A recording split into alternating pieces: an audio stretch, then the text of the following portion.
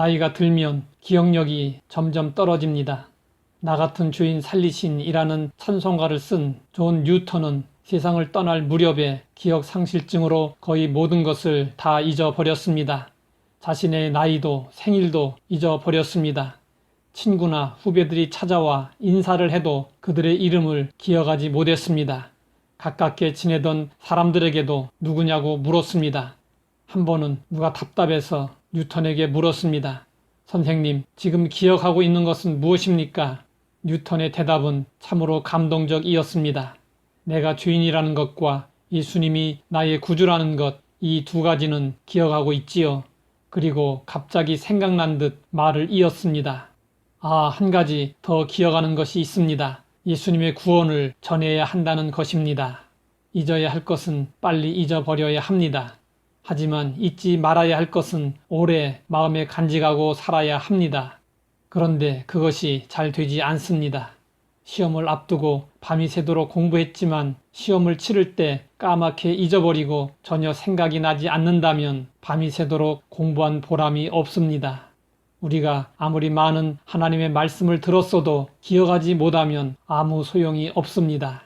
예수님은 제자들에게 의식주 문제로 염려하지 말고 먼저 그의 나라와 그의 의를 구하면 하나님께서 모든 것을 더하여 주신다고 말씀을 해 주셨습니다. 그리고 예수님은 아무것도 먹을 것이 없는 광야에서 5병2호와 7병2호의 기적으로 배불리 먹는 은혜를 경험하도록 하셨습니다.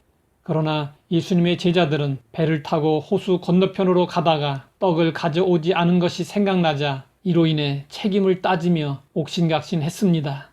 제자들은 예수님이 들려주시는 영적 진리는 흘려듣고 동문서답하며 오로지 떡 문제에 골몰했습니다. 그러자 예수님이 말씀하셨습니다. 너희가 어찌 떡이 없으므로 수군거리느냐? 아직도 알지 못하며 깨닫지 못하느냐? 너희 마음이 둔하냐?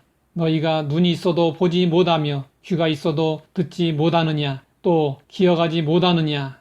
우리도 먹고 마시는 일로 늘 걱정하며 삽니다. 예수님은 걱정하지 말고 하나님을 믿으라고 우리에게 누누이 말씀하셨습니다. 그런데도 늘 걱정을 끌어안고 산다면 그것은 믿음의 자세가 아닙니다. 우리가 믿음으로 살기 위해서는 하나님의 말씀을 기억하며 살아야 합니다. 하나님은 이스라엘 백성들에게 신앙의 기초를 가르쳐 주실 때 말씀을 마음에 새기라, 즉 기억하라 말씀하셨습니다. 그래서 오랜 세월 동안 수많은 사람들을 통해서 성경을 기록하도록 하셨고 규칙적인 예배와 모임으로 하나님의 말씀을 반복적으로 듣도록 하셨습니다. 우리는 개인적으로도 하나님의 말씀을 반복해서 보고 듣고 읽어서 기억해야 합니다. 삶의 현장에서 문제가 생길 때마다 순간순간 말씀이 기억나야 합니다. 그래야 말씀이 우리의 삶을 이끌어갈 수 있습니다.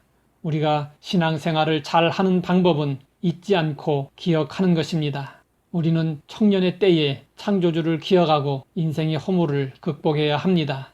독생자를 주신 하나님의 사랑과 은혜를 기억하고 날마다 감사하며 살아야 합니다. 하나님께서 우리와 함께 하심을 기억하고 힘차게 살아야 합니다. 우리를 위해 예비된 하늘나라를 기억하고 영원한 소망으로 살아야 합니다. 하나님 아버지, 너무 쉽게 은혜를 잊어버리는 우리를 돌아보게 하시니 감사합니다. 하나님께 받은 무수한 은혜를 기억하며 날마다 순간마다 감사하며 살게 하옵소서. 예수님의 이름으로 기도드립니다.